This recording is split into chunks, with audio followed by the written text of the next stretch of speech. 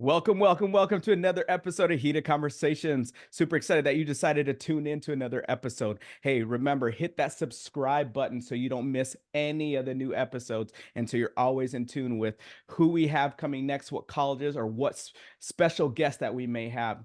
Also, share, like, and leave comments.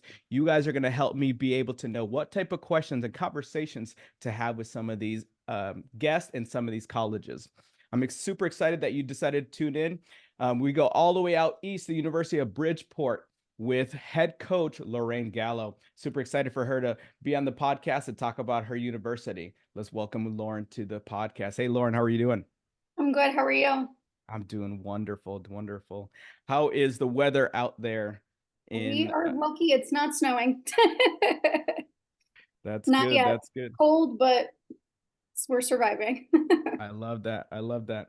Well, I want to start off the episode by asking you two questions. Now, these questions are going to give the viewers and listeners a little bit perspective about who you are as a person. So the first question, if you could have anyone cook you a meal, who would it be and what would you have them cook you? This is such an interesting question for me because my father was a chef growing up and he passed away when I was very young. And that is one thing that I miss so much is his cooking. So I would have to say my father, and my parents owned a catering business when I was growing up, and he used to make so many things that we do not have recipes for. So one of the things that I can remember from my childhood was a very simple filet, a twice baked potato, and a medley of vegetables that he used to wrap up with like a spinach leaf, and it was very aesthetically pleasing. So that would absolutely be my meal of choice. I love it. Now, can I ask what is the cultural background of your family? You know, what kind of cooking did he do? So funny. My father was German and my mom worked with him and she was Dominican. So his cooking was inspired by so much international travel. He lived all over the world, the Dominican Republic. He spent time in the Canary Islands. So there was a lot of different inspiration for all of his cooking. That's cool. Yeah, and I think, a lot of times having, a parent who is a good cook brings some connection. And I'm sure, it was pretty busy having a catering business and stuff like that. Did you guys get to have a lot of family meals together? And when you guys did, was he usually the cook of those family meals? Absolutely. I feel like every holiday it was a huge production of like what is his menu going to be? And that was something that we always really looked forward to. I love it. I love it. Well, rest in peace to your father. And hopefully, you guys can remember some of those meals or someone in the family may and be able to resurrect some of those recipes that you and your family really loved. For Now, sure. my second question, if you could see anyone in concert, live or dead, who would it be and who would you take with you? Okay, this is a tough one. I grew up listening to a lot of the Beatles because that is what my mom loved. So I feel like I would want to see the Beatles in concert, but with her because she was absolutely obsessed. So I can probably sing almost every Beatles song Yeah. because that's all I heard growing up. Yeah. Now, do you to this day still listen to the Beatles? Sometimes I do. I love it. Is it playing in your gym's playlist at all? No, but let me tell you, that playlist in the gym is very eclectic for sure. No, I think music is an essential part of life, but especially in the sport of gymnastics, right? Floor routines, but in a training session, man, if you don't have music, it's a different environment. You know, doing an inner squad and turning off the music and just hearing yourself compete, is a different thing. It's kind of nice to be able to escape out of your own head, right? And kind of go into the world of whatever music or just kind of channel the energy of whatever artist or whatever music is playing. I think music is a very essential part of life and essential part of what the sport is about, right? Absolutely. Well, I want to, start off by talking about, you know, some of the things, that make Lorraine who she is. Can you talk about your story as a kid? Were you a gymnast yourself? and kind of where did you grow up and how did that lead you to where you are today? Okay, so I was raised in Southern Indiana. I didn't start doing gymnastics until I was about 7, I think turning 8. So I was a late bloomer for sure. I actually went to a birthday party at a gym. And that is how I ended up just getting my first taste of gymnastics. I was the child that was climbing all over the furniture, jumping from the bed to the desk to my mom was like, this has got to stop. So after the birthday party, it was like, well, let's put her in gymnastics. This is the perfect place for her to be. Yeah. um, so I was a gymnast my whole life. I stuck with it. I never did another sport. And the gym that I was at no longer exists. It was called Acros Gymnastics, which I think has turned into what is now called the Zone. I was there until my junior year of high school, and then we moved to a suburb outside of Atlanta, Georgia. And I was at a gym called Ultimate Gymnastics, and I did my last 2 seasons there. Unfortunately, that gym just closed. So my 2 gyms that I was at no longer exist, but I was able to finish out my career in Georgia, and then I actually attended the University of Bridgeport for college to do gymnastics. So I am still here. Yeah. What were, some of the things that you really enjoyed about gymnastics as a kid, and did that influence you wanting to become a college coach? So for me, I feel like I needed somewhere to put my energy, and I was fortunate that it ended up being something that I truly loved. We did a little bit of dance on the side. I did ballet a lot of my life, but I feel like gymnastics was something where I was able to focus all my energy, and it was challenging, but the right kind of challenging for me. And I Yeah. think that I learned a lot about what I could have used as a child to help me push through those hard mental days, and what could have been a little bit different had I known a little bit more. And I think that you know I had never fully intended to make head coaching my full-time forever job, but once I graduated the first time, I was injured my senior year. So I stayed on as a volunteer assistant coach for a year while I was rehabbing. And I feel like that was what did it. I just felt like I could not leave the sport and I had to stay in it somehow. So I stayed on as a volunteer assistant for about 7 years prior to the pandemic. So Yeah. Okay, so 7 years, as a volunteer. So that means you must have a good relationship and connection with the head coach. Because I believe, was it Brian Knox who was your head coach when you were there? Byron, yes. Byron, sorry. Yes, Byron Knox. That's what I meant to say. Byron Knox was your head coach. Can you talk about what he was to you as a mentor and as a coach? Yeah, it was for me. I was leaving home. I lived in Georgia. I was with my family. I just left home to go to college. And strangely enough, I never really went back. I was like, this is life now. This is where I'm going to be. And he was pretty much the figure in my life where if things were, going wrong, or if I needed help, or if I needed something, he was there. And I feel like I learned a lot from a technical standpoint as a coach. I learned a lot from a managerial standpoint, managing an entire team of, college age women, and just how much went into being a head coach because there's a lot of moving parts, there's a lot of different responsibilities, and one day you're a coach and one day you're a therapist and one day you're Mm.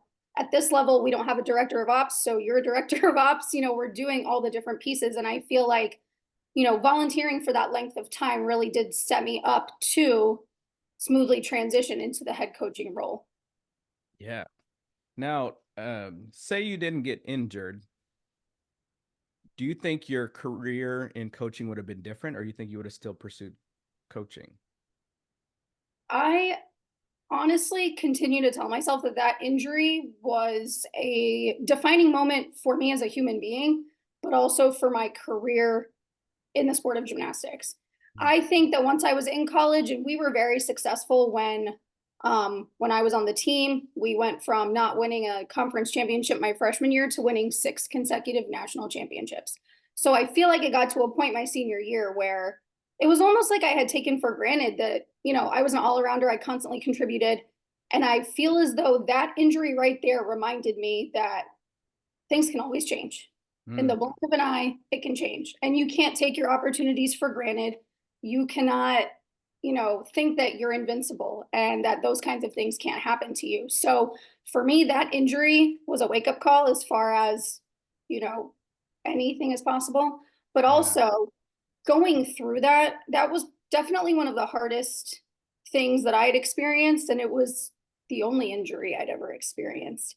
And it took me 2 years to come back from it. And I think that because I experienced that, it made me want to be in a position where I would be able to help athletes through their injuries as well. Because it was Yeah. so hard. And I knew if I got through it, even if it took me 2 years, that, helping other people through injuries was something that I was going to be able to do. Yeah. Now, academically, were you already on a path to, get into that realm like physical therapy or athletic training or anything like that? And did it, after having your own injury and going through the process of your recovery and stuff like that, did it intrigue you to either pursue more education on that? So I had thought about it. At that point in time, I was already a psychology major with a minor in human services, and I had applied to grad school. I was actually an elementary school teacher for about 6 years while I was a volunteer assistant coach. Okay. So I had already planned to become a teacher. And in my mind, that's what I was going to do. I was going to teach full time. I was going to coach on the side. It was going to be something that I stayed involved in. And I was going to go to meets on the weekends. And that's how my involvement was going to be. But it was definitely tough to just only be involved part of the way.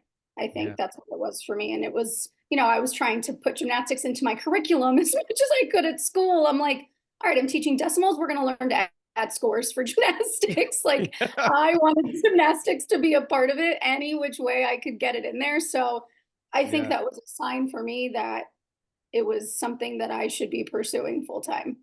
Yeah. No, I think that's crazy how life kind of does that, where sometimes things that we could perceive to be very negative, like an injury, which it does, it isn't fun, right? But it's the perspective that you look at and being able to understand that you can get better, you can improve and you can become greater than what you were before.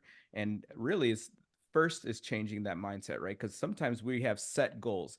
The question that kids get a lot of times from adults is, what do you want to be when you grow up? And we have our mindset sometimes on things. And then life gives you experiences to kind of not necessarily change your mind, but allow you to see different realms, right? Because sometimes what you're really intended to do, I like to call it called to do, we may not always discover it until we have a circumstance that could be quote unquote traumatic or just might be life changing, right? And um, being able to pivot and be like, okay, you know what? My passion is really in the sport still. And maybe I just, as a kid, either I had good experiences with teachers or my parents taught me, and so I enjoyed that, or I enjoyed learning, or I had maybe a bad experience learning and I want to give someone a good experience. But yet knowing in your heart, hey, you know what, I really love doing this gymnastics thing and being a part of other people's journeys and sharing my story to be able to help them create their story. One of the guests that I had, he talked about writing your own story, and that's what life is really about. And I think it's really cool, and awesome that people like yourself get to share their story every single day, right? Yeah, it's definitely, I feel like some of the kids are like, "Oh, you went here?" Like because it's been so long, but it gives them a little bit of a perception of you where it's like, okay, so they've been through this. They experienced it. So it's a firsthand account and it's not me just saying, you're going to be fine. And they Right, they buy into it because it's an experience that I had. right. Now, how you had mentioned being on both sides of like recruiting. Now, being an athlete and being a coach, can you talk about the differences being an athlete at um, Bridgeport and then also being a coach now at Bridgeport and the two perspectives? Yeah, so for me, the recruiting process was interesting because I started recruiting very late. I looked at, a couple lower level D1 schools. And actually, I also looked at sorry, that is my dog. I'm currently home. Oh, you're good. It's all right. Hey, give me one second. Yeah, no problem.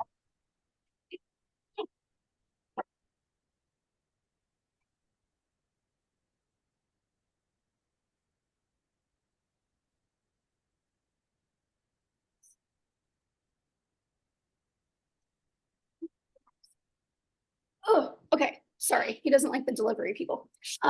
So my recruiting process was quite short. I really started reaching out to schools in the fall of my senior year. And by the spring, I want to say March, I was committed to the University of Bridgeport. For me, the location didn't matter. It was where am I going to be able to continue to do gymnastics? That was what I wanted. And I was the type of kid that I was like, I'm not really sure what I want to major in just yet. And my mom was the person that said, you don't have to figure it out right now. Go see what classes you want to take and what you like. And then maybe you'll come up with an idea from there. You don't have to have this all decided right now.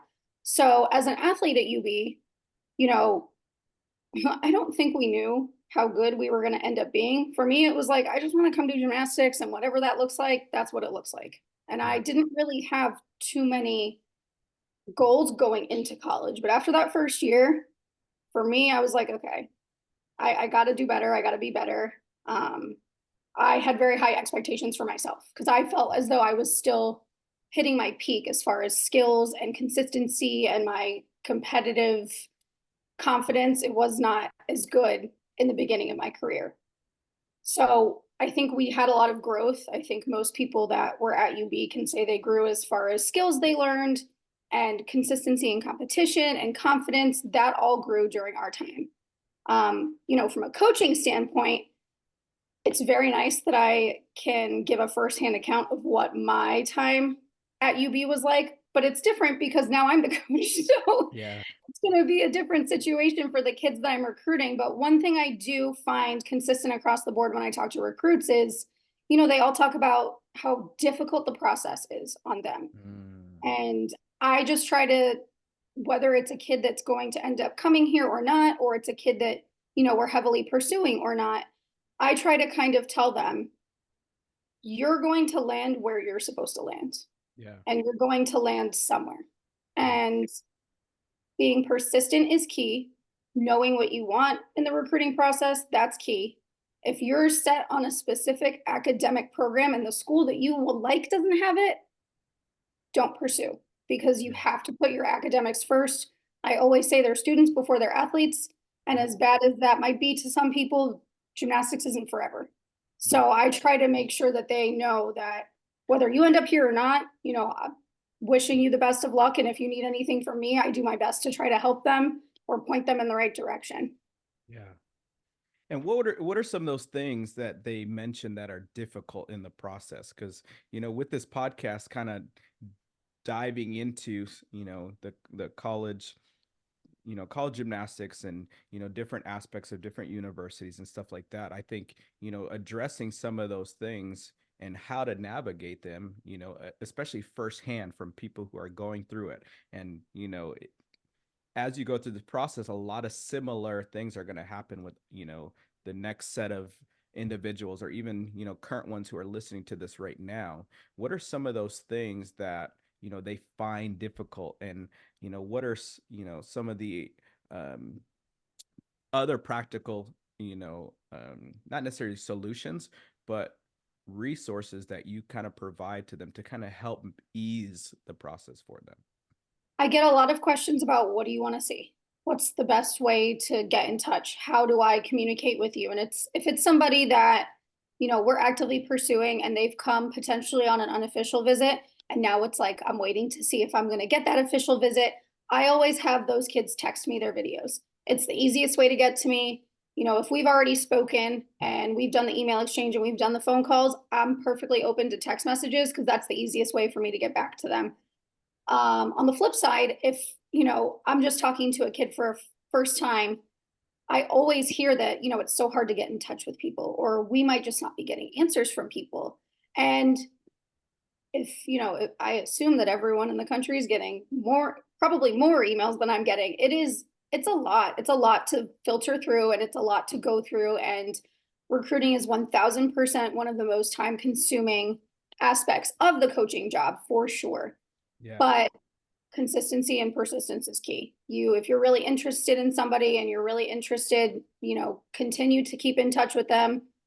I love when I get direct messages on Instagram through our UB Gymnastics account, and one of our assistants is like, "Hey, this kid is sending all these videos. Take a look."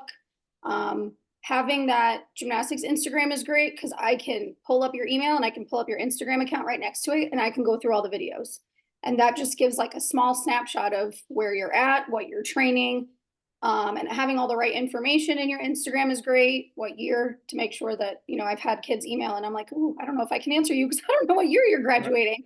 Right. Um, but making sure that you have all that set up and you're updating all of your skills and you're doing your best. I totally get, when I was recruiting, I didn't hear back from school. So I get that process is just like that sometimes, but being consistent and making sure you continue to reach out where you're interested is, the best that you can do. Yeah. And one thing that I find sometimes hard, you know, even when I am trying to search for information about, coaches and stuff like that, sometimes there's a email and then there's a number, there's like a office number, sometime there's like a cell phone number, but sometimes it's just their bio, you know. If there's a situation that's similar to that, is social media the best way to reach out? And even that I feel like is hard sometimes, just because depending on who you're trying to reach, and if it's a personal account or even if it's their gym account and stuff like that, how can you navigate that? And let's say, for example, like, and I'm just using this as an example, Arkansas, right? Jordan Weber obviously has a name attached to her for what she's done in the sport of gymnastics and elite, right? And um, it may not be as easy to access, right? Just because of she's probably getting a lot of messages and stuff like that. It could be not related to recruiting or anything like that, just because who she is, but how can an athlete be able to navigate that, be like, okay, I want to go to Arkansas, and maybe I'm not yet at that place where my name just comes up just because I'm not on competing on certain platforms, or I'm on the other side of the country that might be hard to be seen or anything like that. What would you recommend to some of those athletes to do? I would say jump to the assistants first and see if their contact information is available, because a lot of times, depending on where you are, the responsibilities are divvied up. And sometimes there's certain assistants that are screening for recruits. I know that one of our assistant coaches that I consistently go to for screening just preliminary recruits, it's always the same person. So there might be somebody specifically on their staff that handles, that preliminary screening of recruits. And I would, email assistants if their information is there. Typically, if you can't find it through athletics, you can go to the university's main page and they have a staff directory if you can't find it through the athletic page. Cool. No, I think that's very good. Um, you know, being able to have people, get to, like you said, be persistent and get to the people that they're trying to get to be seen, and hopefully be able to help out the university, and for them personally to be able to land at a place where academically they're going to thrive and love, and be able to find, a place to get the degree to do what they're going to do, hopefully for the rest of their life, or at least a place to be able to make the right connections to be able to get to the place to do what they want to do for the rest of their life. Um, but also, um, a follow-up question is, do you prefer the athletes reaching out to you, the athletes' parents reaching out to you, or the athletes' coaches reaching out to you? I prefer the athletes just email me directly, because then I can get into conversation with them. Typically in the past, I've actually never had a parent email me, I don't think. But I have had coaches, and that's fine. Sometimes I get an email from coaches saying, we have 7 kids. Here's when they're all graduating. Take a look and let me know if you're interested. I'm okay with that too. But typically, if I'm interested, I say, okay, I'm looking at 3 of your kids, have them email me directly. Just because I want to start to build that relationship and get in conversation with them and get them on the phone as fast as I can. Yeah. And do you typically, at being the head coach, do you contact all the recruits that your staff has said you're interested in, or is there, like, say, the top 5 for a class, or the top 3 for a class? Do those ones typically get your personal responses as a head coach, or do you respond to really any of them that your staff kind of provides you? So I try to respond to every single email I get, regardless, which people have told me I'm nuts for doing. But I just think that it you're making someone's process easier by either giving them a yes, giving them a keep updating us, or giving them a it's a not right now, or we're done recruiting. Either way, I think it's important to let kids know where your program's at so they're not sitting and waiting and wondering, because Yeah. that time of limbo where they're waiting for you, they could be contacting somebody else. Yeah. And I completely appreciate that we are busy as head coaches, and it is a hard job to do, especially when, you have a small staff and you're doing it all. Yeah. But I do my best to try to respond to everyone, even if we're done recruiting for a specific class, I let them know, hey, I appreciate it, but we're done. Um, you know, let me know if there's anything I can do for you, but I wish you luck. I just think it's important to kind of let people know where you're at so they don't have to wonder. Yeah. No, I think that's good, because those are hard things, for athletes, because a lot of times you want to reach, the top tier as much as possible, because they ultimately make the decision, and a lot of times people want their head coach to want them, and to like them. Mhm. But, throughout the process, sometimes they really do love the assistants. And sometimes that's partially why, people initially go there, is because the connection they made with the assistants. And then they later on build a relationship with the head coach, or sometimes it's not even because of the relationship they have with the head coaches, because the relationship they have with the assistant coaches. And, some programs let it be where whoever needs to take the lead on this athlete to get them to be able to be their best is going to take that athlete on, right? And not make it more personal, where it's like, hey, I'm this and this, and I need to make sure that, they like me, or I'm the one leading them, you know what I mean? And understanding what is best for the team, right? Now, with your coaches, how do you divvy it up, and who are the coaches that you have part of your staff? So we are very fortunate. We have 4 assistant coaches. Mark Sorrentino, he has been one of our assistants since I started as head coach. I actually went and found him. He did not even apply for the job, but I had heard so many good things about him as a person. He has been coaching for 25 plus years, I want to say. And he owns a gym in the state of Connecticut, and he was state chair for USAG for Connecticut. So his involvement runs deep with the sport, and he's someone that I've only ever heard great things about. So I was hired and I called him immediately, and I was like, I know you probably don't know who I am, but do you want to coach college gymnastics? And he was like, what is happening? But he is awesome. We have JC Leege, who I coached club gymnastics with for 10 years. And I kind of pulled him and was like, hey, I think we're gonna do this now, please. Like, Yeah. come with me. I know you would be great in a college setting. He has really awesome basics, really awesome technical gymnastics, and he has a drill for everything. So he was another one that I was like, I know you didn't sign up for this, but like this is what I'm interested in doing. Do you want to do it too? Yeah. And then 2 of our other assistant coaches, Sarah Prue, who graduated from the University of Bridgeport in 2020, and Alexis Richardson, who graduated just this May and was a 6th-year senior. So she also stayed on, and she is on our staff. Love it. And what are their roles? Like, who coaches what events? Who's in charge of recruiting, and all those aspects and elements of the team? So I want to say typically Sarah is on vault. Typically Alexis is on floor. Typically I'm on beam, but I tend to float because, beam's fun. It was my favorite to do, but I love coaching bars and Yeah. I love kind of dabbling everywhere. So, Mark and JC tend to stay on bars and tumbling, but there are days where I might only have 3 of them in the gym at one time. So I get to kind of switch it up, which I love because, it's nice to kind of get to move around and get to go anywhere.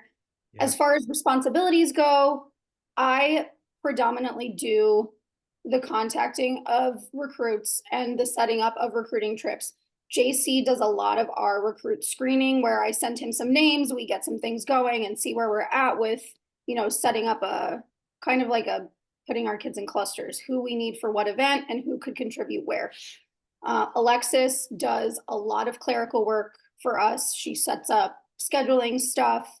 She puts out the practice plan as far as who's in where, because some of our kids have, their nursing majors, their dental hygiene majors, some of their schedules are tough. So she is very good on the clerical side of things, which is an amazing help for sure. Yeah. And who are some of the other support staff? Like, do you guys have like managers that kind of work with you guys? Also, do you guys have like a trainer that you guys are close to? Do you guys have a director of operations? And what does your academic, team kind of look like? So we do not have any team managers because I have a staff that's so large. I feel like with the 5 of us, we're pretty okay to get it done. Yeah. We do have an athletic trainer. She was actually a gymnast all through high school. So that is something that is extremely helpful because she understands everything that we're doing and knows if you tell her, hey, I was doing a Tkachev and I felt this, she knows what that is, which is really great. And we are fortunate that she understands our sport. And then no director of ops. We do have a very involved athletic department. Some of our senior associate, um, they deal with everything that I want them to. Our senior associate AD, his name's Anthony Vitti. He will pretty much do anything at any point in time. He's had almost every role in our athletic department. So I'm lucky that, he can do it all. Yeah. And then from an academic standpoint, we have, I and one of my other assistant coaches, we do bi-weekly grade check-ins just for us because I like to know, if they're struggling and if we can help them with anything. There's a couple different offerings on campus as far as tutoring services, and the girls also through me have mandatory study hall hours. So that is something that they see, especially in their first year, they have 3 times a week. So it's a lot, but it's, they're students first. So we Yeah. prioritize that. Yeah. And the university, where are you guys located for those who may not know specifically? And because I know you mentioned one of your coaches is in Connecticut. And so are you guys located in the state of Connecticut? And then where geographically are you guys located in Connecticut? And what, other major cities or anything like that is, near you guys to kind of give a sense of reference? Yes, so we are located in Bridgeport, Connecticut, which is directly on the Long Island Sound. We are about an hour and 40-minute train ride from New York City. You can take the Port Jefferson ferry from Bridgeport to Port Jeff on Long Island. And then we're about 2.5 hours south of Boston. So we're right in between a lot of the action up here. Yeah. And is University of Bridgeport, is it a public school? And it being either public or private, what does the tuition look like for a in-state student slash student athlete and out-of-state student or student athlete? Yes, so we are a private school. To my knowledge, it's always been private. And I want to say tuition currently sits around 52,000 a year right now, Yeah. which I'm aware is a lot of money. But Yeah. we do have athletic scholarships that are coupled up with a nice academic scholarship as well. Our academic merit is on a tiering system based on GPA, and you have the ability to opt in or opt out of standardized test scores. If it's going to benefit you, always opt in. But there's different opportunities to acquire a little bit of aid along with athletic and academic scholarships. Yeah, and I like to ask that question about what the tuition is, so then people know on the front end what it may cost, right? Mhm. Because a lot of times you can't go to these schools, if they don't offer scholarships, or even if they do, you may not always guarantee a scholarship to understand what those numbers are going to look like, and where in the public school, system in regards to like elementary, middle school, and high school, where it's free. Mhm. Universities and colleges aren't, right? And so understanding, what those numbers look like, but as well, what do each university offer? There's some universities that don't offer any academic um, help at all, or they don't offer, they only offer just need based funding, and having that understanding where a lot of times you could get blinded by, hey, I want to do gymnastics, I want to do gymnastics, this place, is somewhere I could feel like I can contribute, and then you get that bill and you're like, oh, right? And so understanding all that and hopefully helping the recruiting process, just like some of the things we talked about earlier, where recruits are saying that it's hard on them, making the right decision, because you don't want to be stuck with a bill after you're done, looking for a job, or even a job that you're working just to pay off the school that you did, right? Yeah, and I think that that's an important thing. I try to be very upfront. I always tell them, look at our website, take a look at the cost of tuition. We'll discuss what it could look like if we were able to package you in a certain way. If you do gymnastics and you major in this, it just that piece, I'm fully aware that the finances are a huge part of that. And that's why I try to tell them, email one, take a look at the website, look at the cost of tuition. This is what we could potentially do. So, have a conversation with your family first before you even take it a step further. So you're not let down in that situation, knowing that the university is, tuition is what it is. Yeah. And academically, what is the University of Bridgeport, or UB, known for? What are some of their, most recognized degrees? Yeah, so we have the first dental hygiene school in the world. That is a big one. We have a couple of dental hygiene majors on our team. They started nursing. I believe the first graduating class was 2019 or 2020. But on top of that, our business program is very popular, and they recently added sports management as an option because they're trying to increase the amount of sports that we offer at the university. And that's something that has been very popular among our athletes. Very nice. And division wise, what division is UB? We are Division 2. Awesome. And the entire university is Division 2? Mhm. Awesome. And what does Division 2 scholarship look like? Is it guaranteed a certain number, or can you break it up and divvy it up? What does that look like? Yes, so we have an interesting scholarship model, but we are able to divvy up the scholarships as long as we stay below a certain threshold that keeps us in the Division 2 model. Good. And what conference is the are you guys a part of? Are you guys independent? Are you guys part of a gymnastics conference? Not necessarily for the university, but your gymnastics conference. Yeah, so our gymnastics conference is the GEC, the Gymnastics East Conference, and it is a conference that we independently started a couple years ago. So, we used to be in the ECAC for Division 2, but that was a three-team conference, and it just breaking off and going to the GEC was great because there's more competition for us. There's more teams. It has way more of a championship vibe now that we have an 8-team conference. So that's been nice. Yeah. And talk about also Bridgeport as a city or a town. Um, what is there to do there? What is the atmosphere like? And what does UB bring to Bridgeport? And what does Bridgeport bring to UB? Yeah, so we are obviously Bridgeport is a city. It is we're pretty close to downtown.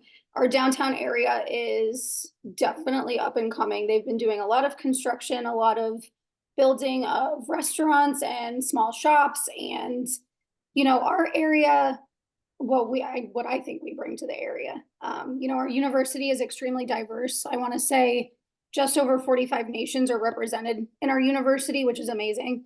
And we bring a lot of diversity to the area.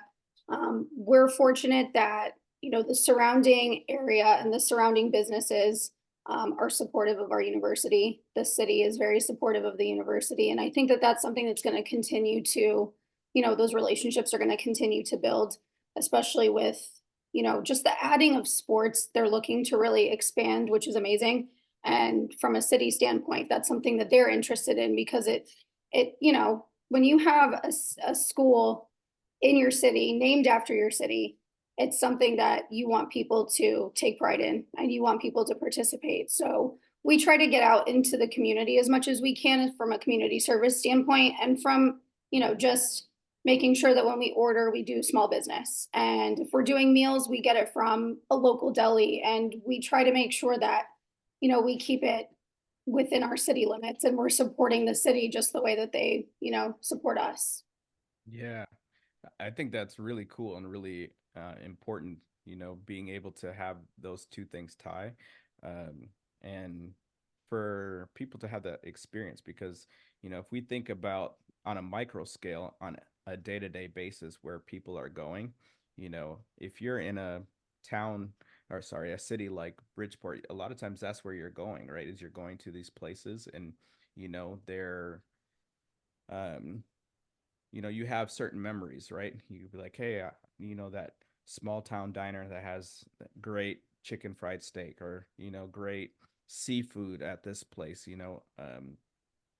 rather than, just the chain places all the time, right? Which um, there's nothing wrong with the chain places, but I think those mom and pops or small Mhm. businesses and, brings, connection. And also it brings a different demographic of people to, be a part of the athletic events, or other things like that, which, the reason I think that a lot of universities can have the success that they can do is because the communities surrounding them or that are in them are involved. They support the universities. They come out to view gymnastics competitions, or they come out to be a part of the camps, or they're a part of other, things that are happening academically on campus or with different departments, and even in regards to jobs, Mhm. having some of those major corporations or businesses coming in and having that connection. So, hey, I have a degree as a dental hygienist, and there's a major company that's connected that they can launch me into my career, right? And so on and so forth. And I think thinking, bigger perspective as well on not just going to university just because of what I see as my vision. Hey, I'm going there to get my degree and um, do my sport, and then take my degree with me and take my experience for my sport, but also all the other stuff of life, right? Mhm. Can you also talk about the support that your family was to you in your journey as a gymnast, but also their support in injury and how you use the lessons that you learned from them to coach the athletes the way that you do? Yeah, so I was not from a family of very many athletes. So when this gymnastics thing, as we were like, man, this gymnastics thing takes up a lot of time. That was like the Mm, first thing. Like, man, we are traveling every weekend. This is serious. So mm, for me, it was always my mom was like, if you're gonna do this, you have to be serious about it because it is a lot of time, it is a yeah. lot of money, and you have to be 100% in it. So that was a conversation from a very young age. But on the flip side, it was if you ever feel like your heart isn't in it, then you can be done. So I feel like it was nice to have the ability to do this and know that there was no pressure to keep doing it if I didn't want to, Yeah. which I was not a kid that ever quit gymnastics and came back. I stuck with it even when I probably could have said, get me out of here Mm, with my mental struggles on bars. But, my family was always very supportive. If this is what you want to do, like, we're behind you. We're going to meets. We're driving all over the place. This is it. Yeah. With my injury in college, it was very tough, obviously, because I was so far from home and I needed multiple surgeries. And being in Mhm. the dorms is hard because, like, you just don't want to be in the dorms when you're recovering from surgery. It's not easy, no matter which way you slice it, even though we had elevators and, I lived right across from, the bathroom, and it was right there. I was like, I would rather not be here to do this recovery. So my mom came, for my surgeries, and that was great. I stayed in a hotel throughout all of my first week after both my surgeries. And from the point that I got injured, the first question I had was, am I able to redshirt? And they were like, Mhm. good Lord, this just happened. Like, so I called my mom and I was like, hey, and this was right from the training room at the meet. I'm like, hey, I'm hurt. I'm done for the season. I probably need surgery, but I'm in a redshirt. And she was like, what is happening right now? I was like, I'm just laying this out for you. Like, I guarantee something's wrong. I can see it. It's pretty bad, but I just want you to know I'm not done with gymnastics. That was like Mhm. the first thing I said. And she's like, okay, okay. So you're injured. We'll figure this out. And we're still doing gymnastics after all of this. So I feel like they just rolled with whatever. It was like, you want to keep doing it? All right, we're in. You don't want to do it, which was not really a thing that happened, but like, they were just in it. If I wanted it, they were in. I love Um, it. yeah, it was, the injury piece was definitely tough, but there wasn't a point, I think, in that recovery that I was not going to come back because I refused to finish my career that way. Yeah. Because I think our circles and our support systems are super essential to how we deal with stuff and, the reason why we pursue certain things, right? And having a great support system, from what I hear, that, you know, we're willing to sacrifice, which is a lot, to take you to competitions and hear you out even after injury. Because sometimes you're just like, all right, I've had enough on my heart. You never want to get that call as a parent, excuse me, that your athlete has gotten injured, right? But still to be able to support what you wanted, because you came out and you just said it how it is. You didn't say, hey, oh, we'll see how this goes. Maybe I should just be done. And this is maybe the universe or God telling me, hey, it's over. You said, nope. We're gonna deal with this however long it takes, and we're gonna go. And for her to be like, all righty, you know, I feel like I didn't give much of a choice in that situation, but I just knew. I was like, this is not how my career ends, and we're going to have to figure it out. yeah, no, that's good.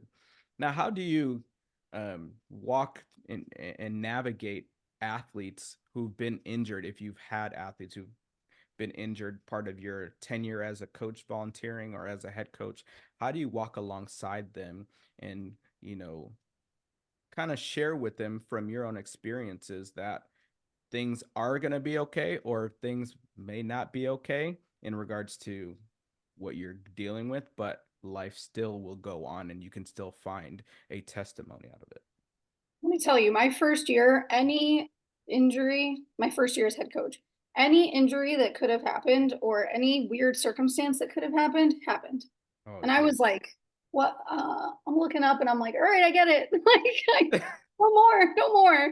It was like day one, dislocated finger. I'm like, all right, Oh, you know what? It's bound to happen. But I'm like, day one, first practice, day two, maybe day three. One of the seniors, we were so pumped for her return. She was warming up on floor and tears her Achilles.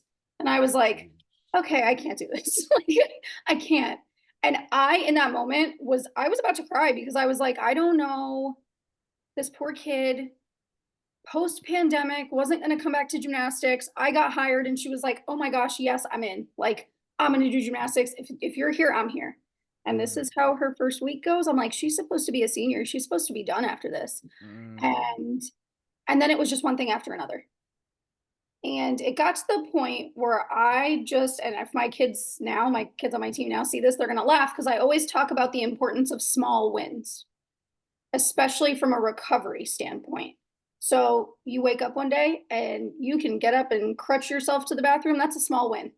I'm yeah. like, we got to celebrate all the things because when you go from being a high level gymnast to being on crutches or being bedridden or having surgery and not being able to brush your own hair because your arm is in a sling, you have to step back and focus on the small wins. So I always make sure that they acknowledge something that they did that was either mentally difficult for them, physically difficult for them, whatever it may be, but it doesn't have to be something huge. Small Yeah. progress is always progress. So I try to remind them that in the recovery process, it's also not always going to be linear. Like you're not going to feel great and just keep feeling great. You're going to have a day where your body says, not today. Yeah. So I try to remind them that, recovery is tough, and anything that you're able to do that was more than the day before is it's progress, and it's Yeah. a small win to celebrate. Yeah. And do you have a good structure of things, especially with dealing with injuries? Sometimes like freak accident stuff, like um the finger or the Achilles, but do you guys have now like a program in regards to your prehab that you guys are doing to really start to address a lot of these things that may occur so that they don't occur? Yes, so funny because I would just like to say that doing the Dave Tilley Symposium was so great for me. My strength and conditioning coach, I kind of tricked him into being like, I have this really cool thing I signed up for, and it's a lot of stuff for prehab and rehab, and there's a strength and conditioning day. And he's like, oh, cool, like let's do it together. He didn't realize it was like 8 hours and we did them all live. And he was like, are you kidding? This is so, but I've worked with him very closely, and I've worked with, training staff to one, implement a lift program, because heavy lifting has been unbelievable for our girls. And it's such a shift of mindset in what the expectation of a gymnast should be like and should do gymnastics like, and what, strong really means. Yeah. And I'm the type of person that will say we need to prioritize lift in the preseason. We can pull out of practice, but we have to prioritize lift. We have to prioritize. We do biweekly yoga. We Mm, have to prioritize yoga. We have to prioritize swimming because it's low impact and it's good to get the lactic acid buildup out of our muscles. So I find that all the research I did and all of the professional development that I've been able to do, and working with our strength and conditioning coach who also does his own, outside of school, his own professional development. It's been really good to get things in place where we have certain things that we do on certain events now to get our bodies warm and going before they start doing, their skills. And it has made such a difference in just injury across the board for every kid. yeah. Yeah, no, I think, that education is really important because it seems like, and I think Dave Tilley has talked about this, and, a lot of other coaches and universities have talked about this, especially with the floors in college gymnastics, you know, um, deciding what styles of floor would be best for, college gymnasts so it protects the Achilles and, stuff like that, but also being able to train some of those similar angles and some of those similar forces, obviously not to that degree because that would be detrimental, but being able to safely put them in those ranges so when they do hit, they don't end up tearing. They have the flexibility, the mobility, and they have the response, the proper response times, but also understanding, how to properly train on certain surfaces, right? Going from something hard to something softer that would, create a little more of a stretch to something that's much faster and hits a little bit harder, and how that would respond. I think there's been a lot of education because, lately we've seen a lot of, as the skills for women gymnastics has gone up, a lot of kids unfortunately getting injured because of that stuff. Mhm.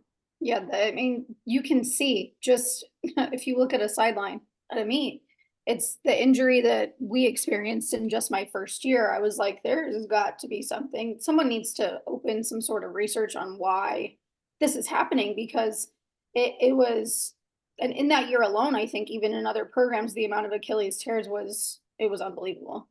Yeah. Yeah, no, and you know, obviously keeping these girls as healthy as possible because gymnastics is such a little aspect, and yes, there's so much that you're sacrificing and you're risking in your own health, and you know it, right? And you're hoping it never happens. And a lot of times it doesn't happen for the majority, but then there's the times where it does and you have to deal with it, right? But you can't take the smaller percentage in the grand scheme of everything and just be like, okay, you know what? It may happen to one person on every team or something like that. Well, that one person on every team, if you have every team, you know, say there's 88, 90 programs and you have one, one college athlete on every 90 Achilles tears, that's a lot, right? To think Yeah. about. You know what I mean? And being able to find healthier ways for these athletes to be able to, train and stuff like that. Yeah. And I Um, think there's a piece of like listening to your body is something that I try to teach them, and it's hard. It's yeah, so hard for them because they're like, well, if I tell you something's bothering me, then I won't practice. And if I don't practice, then I won't compete. And then I'm like, breathe. It's one yeah, day. yeah, Like this one day of listening to your body and knowing that something doesn't feel right could save you, a year-long recovery. right. And do you feel like the hour restrictions compared to when they're in club, normally, they're training more hours or in the gym more hours than they're allowed to um, do anything, even gymnastics related, right? Because in college, they're only allotted certain hours to do Mhm. anything gymnastic related, not even just including your training time, right? And so where in club, you're in, say, for a level 10, you're training 28 to 35 hours in that range, right? Plus, say you're doing other stuff outside of that. You're doing your own lifting and conditioning, or you're doing your own therapy and stuff like that outside. Now you're have a lot that you're committing to the sport, and then you're coming into college where you're used to putting so much time into it. When now you're only limited to this, you feel like when you miss a day, you're going to be set behind so much. How do you navigate that process with an athlete if they're worried about it? It definitely comes up in conversation because they're like, what do you mean we can't come in? I always say like 4 practices a week. Even when they go home for the summer, I'm like, 4 days. They're like, well, my club coaches are mad. I'm like, I'm your coach. Like 4 days, you're not 12 anymore. You are Yeah. 21. That is, your body is not able to do as much as it used to do, and you have to listen to it. But another thing that I find that's important is even if they are out with something sore, or if a muscle is, super tight and they can't do anything, we do mental work in the gym when they're doing their rehab, or when they're doing their heating before, they do their exercises, or when they're getting treatment. Um, that's the most important piece, is the mental work. And a lot of them have been doing all these skills for years and years and years. So you're not going to forget. You're not going Yeah. to forget how to do it in a week. You're not going to forget how to do it in a year. Truly, I can still, I mean, not well, but I can still, like flip around and my body knows what to do.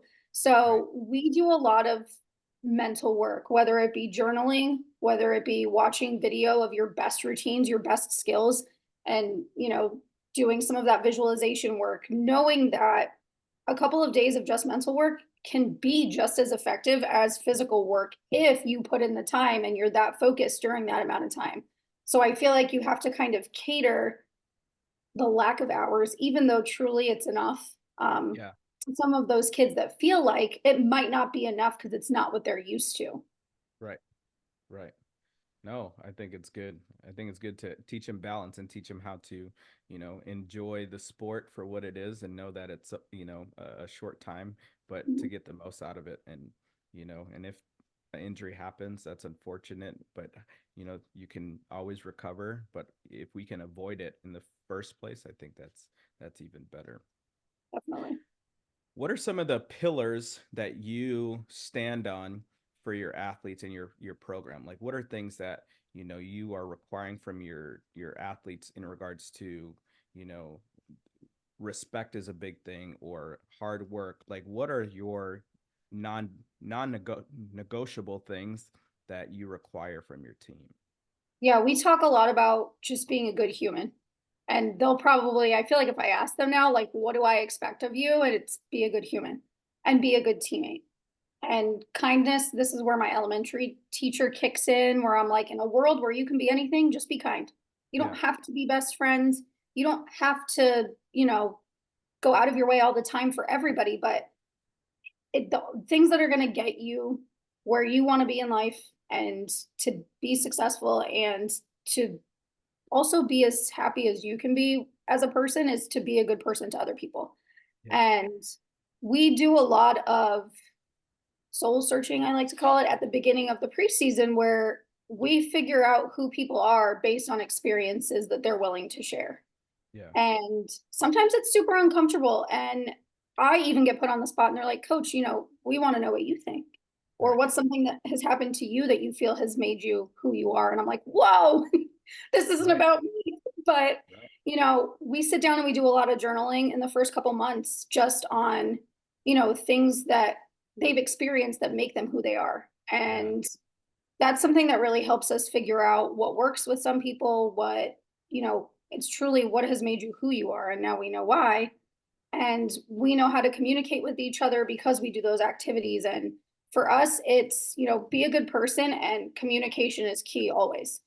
Yeah. Whether you're communicating that this is sore today, or you're communicating to someone on the team, hey, it bothers me when you do this. It's a very simple thing that a lot of kids, and also, from that pandemic piece, that they missed a chunk of time in school, they missed a chunk of socialization.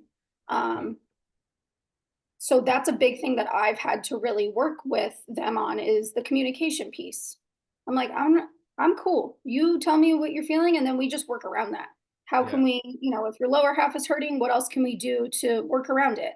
Yeah. So communication for us is something that we're constantly working on, but it's something that I think it's in our code of conduct. Truly Yeah. is open communication always.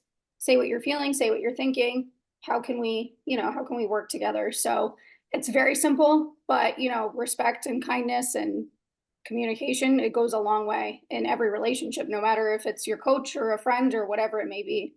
Yeah. And how many athletes do you carry? And then do you also do a leadership um, type of either how do you set up your leadership? Do you have like a leadership committee? Do you do captains? And how do people kind of find their role within the UB gymnastics program? So we currently have 24 on our roster. Last year we had 22, and my first year we had 12. So it was definitely a nice growing experience from year one to year two. Next year we will have 28 because we do not have anybody graduating, which is really, Oh, really wow. cool. Yeah, it's a big roster, Yeah. but at the same time, doing that journaling and doing the team bonding and doing all of that stuff in the early stages of the year makes it so that they get to know each other very quickly and they get comfortable very quickly. We do have captains. My first year, I did not do them. There were 12 people on the team. I was just trying to, like maintain my 12. Yeah. Um, but we do have captains. But the captain position, in my opinion, has changed a little bit from, what it was to be a captain, I feel, when I was on the team. And these captains, I say, they are just a positive resource. They are upperclassmen that you can go to if you have a problem and it's, I don't know if I want to go to coach yet. Can I figure this out myself? And if I can't figure it out myself, can I go to a captain, an upperclassman? Because that's what they're there for. Yeah. They're in the dorms, they spend their time with the girls, and they see more obviously than a coaching staff is going to see because we go home at night. Yeah. And for that role, to me, it's just how can you be a positive resource to underclassmen that aren't familiar with college, that aren't familiar with the staff yet, that Yeah. just have questions that they might be embarrassed to ask a coach. I don't know how to get to class. I don't know how to do this. How can I, those captains that we have right now, and the three of them are absolutely unbelievable. They're just to be a positive resource. And if it needs to come to a coach, if it's something that's an issue, then they do such a good job of knowing what needs to be communicated. Um, And they sometimes facilitate their own team bonding because they have something specific that they want to do together, which I love that because it's them going off on their own and knowing like this is something that's going to be fun for our team. So let's get them together and do it. And I really appreciate that about them. Yeah. No, that's good. That's very good. And competition wise, um, well, let's first talk about your practice facility. Do you guys have your own practice facility?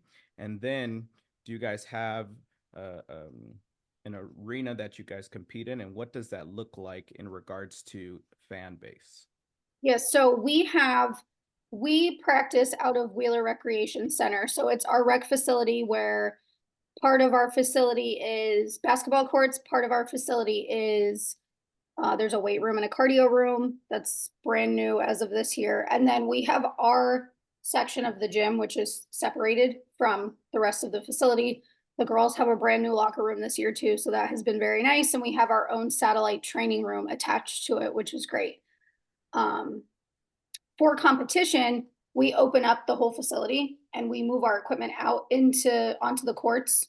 Um, and then we kind of put our equipment where we want it for competition. So we are fortunate that we practice and technically compete in the same facility. So it's not too much movement for us and they're familiar with, you know, their competition site. Yeah, no, I think that's good. And do you guys get many kids who transfer in and because especially the landscape of the transfer portal really being, you know, maybe in the last, you know, 5 years at an all-time high in the sport, in sports in general, right? How does UB navigate the transfer portal? And, having a roster that big, do you guys ever have athletes who are like, you know what, I feel like maybe I may never see the competition floor and may entertain that portal, or the community that you guys have built within the program just kind of leaves people in a place where they say, hey, this is where I decided home to be and I'm going to stay here. Yeah, so I'm just going to go based off of the last 3 years. My first year, I mean, it was so tough. Like having 12 kids, not being able to, I mean, at one point we couldn't put out a full lineup because we had one kid hurt. So I was like, Mm, we're not going to pretend. We're just going to put out what we have and we will enjoy whatever gymnastics we see. So in that first year, a couple people transferred, we had 2 kids transfer to Fisk, which I think was an amazing opportunity for them because that's a whole different landscape of like you are starting a program and you're starting history. So yes. when they wanted to transfer, I'm like, honestly, that's amazing. Like, Yeah. you're not, it's a once in a lifetime opportunity to get to do something like that, to be part of a first year program that didn't exist. Right. And, if kids want to transfer, I'm like, where do you want to go? Let me know. Like, I'm the Mm, first person to be like, it doesn't always have to be the right fit because you thought it was. mm, And I think that that's something that people might view as failure from a coaching standpoint. But from an outsider's perspective, seeing kids transfer sometimes, people always want to say, "Ooh, I wonder what happened. right. It has to be bad." No, Right. I had a kid leave last year, and I talked to her weekly. And she only transferred because she's like, you're one of the first coaches that let me think about something besides gymnastics. And I realized I don't really want to do it at this serious of a level. I was Mm, like, so then where do you want to go? What do you want to do? Like, mm, I think it has to be more of it's not always about us or our university. It might just be about a certain isolated situation where they feel like they have to be somewhere else. And, I have not yet actively pursued athletes from the portal, but we do have, I mean, if you look at our roster, we have I want to say right now we have 3 transfers on our team. Um, that came from D1 institutions and transferred to us. So, I speak to those coaches and check and see, like what's the situation? Why are they pursuing the portal? Because, a lot of times, and this is just from I have so many coaching friends that talk about the portal and yeah. it's tough because sometimes kids go in the portal because they're like, I can get better than this. I'm out. Do you know what I mean? Yeah. And Right. I don't know what that would have been like from if it was that way when I was in school. I don't Yeah. know what that would have been like for our team. Yeah. But, I always encourage people and I tell my team straight up, day one, just because you picked this place just because you chose here doesn't mean it's always going to be definite that it works out for you and that you're going to be happy and that everything's going to go the way that you planned. And Mhm, that's okay. mm, I always tell them I was a teacher before I was a coach. I thought I was going to teach for 30 years and then call it a day. And no, I changed my profession. And just like that, you might want to change schools. yeah. But it's important that if you're going to do that, just be transparent and know that, at least from my standpoint, I will support whatever decision you feel you need to make to be the best you that you can be. Right. And I think that's really important that the way you said that, because a lot of times there is that wonder why, is it something negative? Where sometimes it is, but sometimes it is where you just had to go experience for yourself and find out, and maybe you did make the right decision. Because one of the thought processes when I started this podcast is to, help address some of the transfer portal stuff. But in having some of these conversations with coaches and finding out, some of the reasons why it may happen internally, can give a different landscape to things where people may be making the right decision at the time that they feel like needed to happen, right? Because they felt good about the recruiting process. But sometimes some people didn't do the due diligence to actually go through it properly, and they went somewhere that wasn't where they needed to be.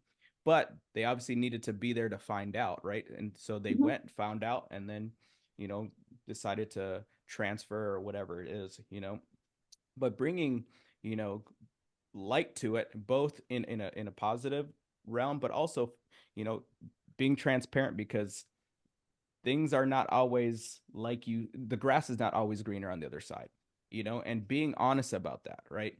And having healthy conversations, because sometimes it could be we're making it about us as coaches, Mhm. and being able to be like, all right, I'm being I have to self reflect and be like, all right, I may have not given this athlete the experience that they needed, or the experience that I told them that they were going to experience, or athletes, hey, I didn't do the due diligence in my recruiting process to understand, is this a place that I need to be, or can I be my best self, or did I self sabotage myself into where I have to go somewhere else or find a new home, or whatever the case may be. And having more, conversations about it, makes it not as scary, but also, I think brings light to just how things are navigated. And, that's part of the reason why I want to do this, these podcasts and conversations, is really to start thinking about it in, not just a linear way, but just to start thinking about the different aspects of it, right? Transferring may not always have to be negative, but also what it may entail. Because if you transfer, are you, could you lose eligibility? Are you transferring because you're a senior somewhere and you have a fifth year, or, whatever the case may be, and there's an opportunity for you to go somewhere else to be able to continue and finish off your um, gymnastic career while pursuing a master's, or whatever the case may be, you know? Um, Maybe I went somewhere and I'm like, you know what? I really miss home and I want to get closer to home. And there's an opportunity for me to get closer to home, you know? Yeah, I think it's just such a taboo thing in some situations that people don't want to discuss it, that or it's looked at as a failure from both sides, which it doesn't have to be, because sometimes things just don't work, and that's completely, that's life. From another perspective, we would say, oh, like things just change, it's life. But in this isolated situation, we're like, oh my gosh, it's a transfer. That's, someone somewhere had to have done something wrong. And it's like, no, sometimes these relationships, or they might change their major, or they might want to change their major and your school just doesn't have it. There's just so many different situations where it just doesn't work out for, one isolated reason. And sometimes there's not more to it. Right. Now at UB, is NIL a factor that you guys have to deal with? Um, in regards to, student athletes coming in, are they looking for that? And if they are, how does UB, navigate through that process? So far, not really. I encourage our girls, because I know a couple of them have been pursued by companies. I encourage them to do a little research and to see if that's something that they're interested in. Um, but thus far, It hasn't been too much of something that we experience. You know, kids will contact companies and they'll see what they can do, or if, even at a small scale. But, you know, obviously at the Division 2 level, it's very different from what the Yeah. Division 1 is experiencing. Yeah. No, for sure. And I think for, especially because this is becoming the world that we're in and becoming part of it, right? And even with social media, where athletes can have a name prior to getting to universities, or even be at universities and have a name, and it could be a lot because there's obviously money tied to it. There's also a lot more eyes tied to it. And sometimes it could be a great thing for programs just because you're bringing a fan base with that may not have been there, right? Mhm. Like, for example, in football with the Travis Kelce and Taylor Swift, right? Having the Swifty fans now be involved in football brings light, bring a different set of eyes to football. Or football fans who may not have been into pop culture and stuff like that may be involved, and it could help each other out, right? um, but also on the other side of it, it could be a distraction too, right?